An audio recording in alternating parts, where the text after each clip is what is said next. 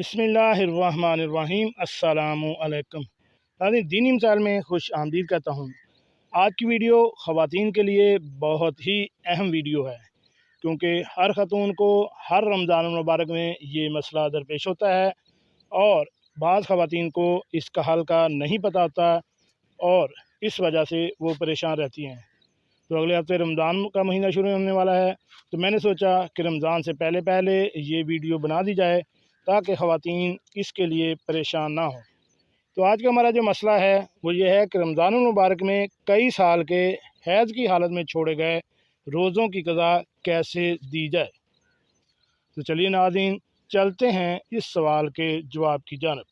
नाज़रीन, इस सवाल का जवाब यह है कि सूरत मसूला में हाइज़ा औरत के लिए कई साल के वाजिबुल अदा रोज़ों की क़ज़ा करने का तरीका ये है कि छोड़े गए हर एक रोज़े के बदले एक रोज़ा क़ज़ा रखना होगा।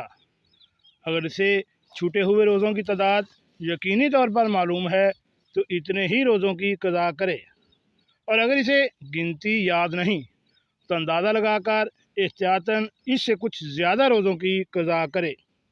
हिसाब और अंदाज़ा लगाने का तरीका ये है कि अगर वो औरत जिसकी माहवारी का अय्याम मुतय्यन मालूम हो तो अपनी आदत को मलहूज़ नज़र रख कर जितने साल के रोज़ों की क़ज़ा है इस एतबार से हिसाब लगा ले।